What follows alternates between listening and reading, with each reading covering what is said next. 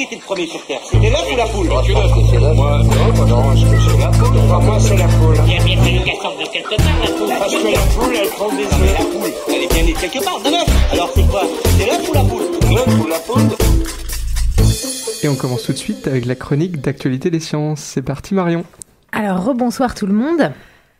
Quand on pense à un alligator et à un oiseau, c'est le thème de mon premier sujet, on se dit que le deuxième a tendance à ne pas s'approcher du premier de peur d'être croqué. Mais leur jeu peut s'avérer plus compliqué, et c'est ce que met en avant une étude parue début mars dans la revue PLOS ONE. Alors pour les échassiers, vous savez, c'est les oiseaux aux longues pattes qui vivent dans les milieux aquatiques, comme par exemple les cigognes, les ibis, les hérons ou les aigrettes.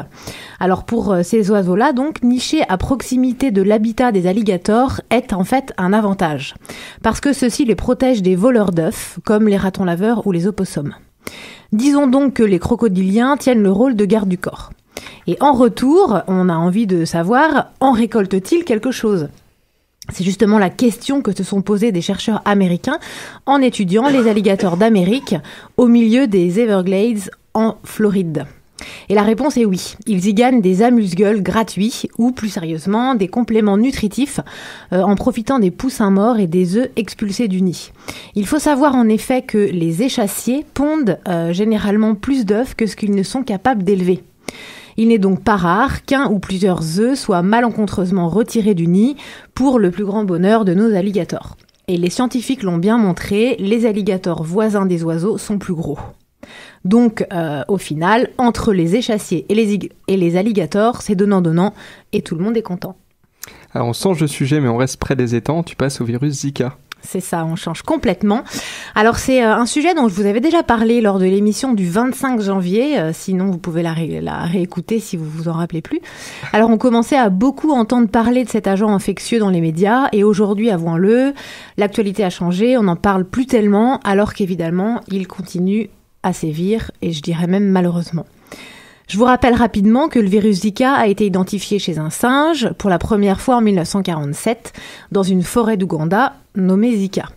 Dans la plupart des cas, l'épidémie est asymptomatique, mais sa particularité réside dans la nature des complications qu'elle impose.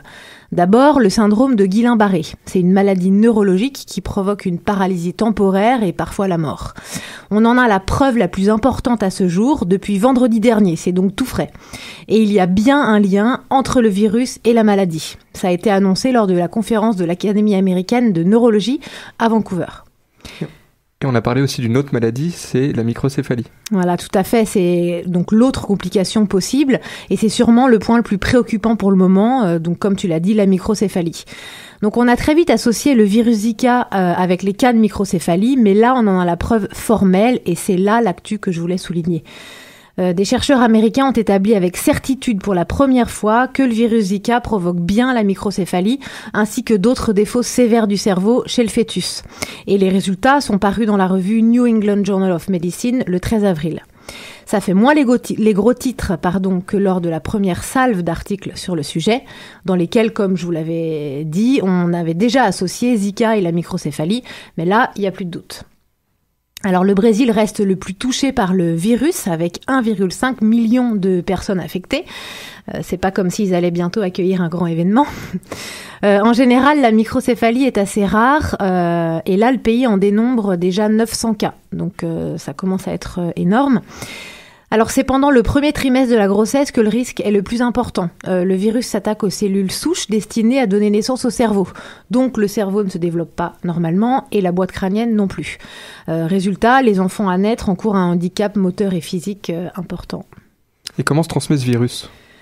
Alors, ce sont les moustiques du genre Aedes qui assurent la transmission du virus et plus particulièrement 2 moustiques. Alors Aedes aegypti, j'ai toujours un petit doute, et Aedes albopictus. Pourtant, j'avais révisé. Oh, c'est presque passé. Alors, on parle aussi de cas de contamination, de transmission, par voie sexuelle. Et ça, c'est plus embêtant.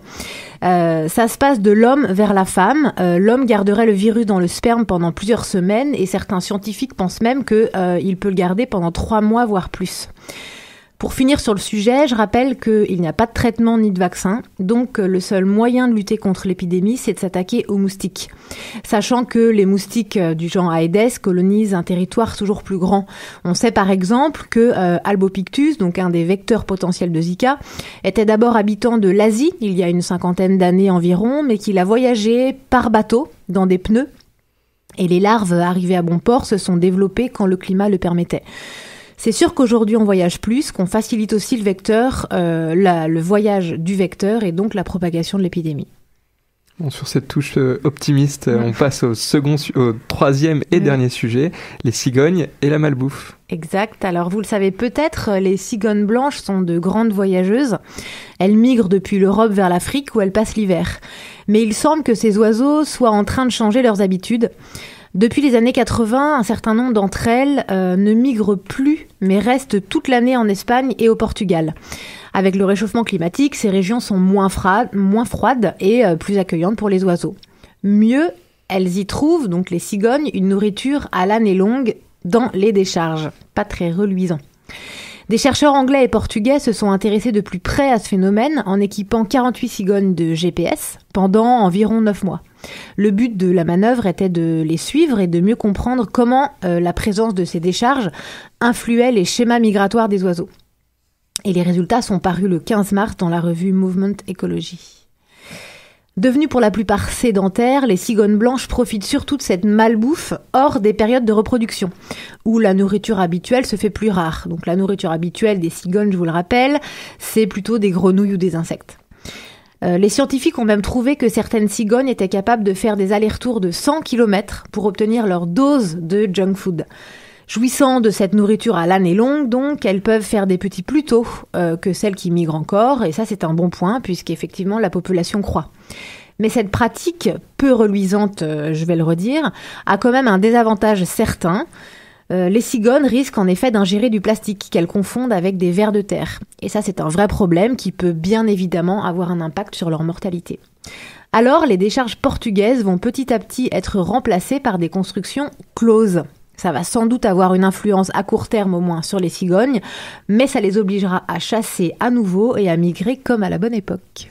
Affaire à suivre. Merci Marion, on te retrouve dans 2 semaines pour la prochaine chronique d'Actualité des sciences. C'est ça, merci.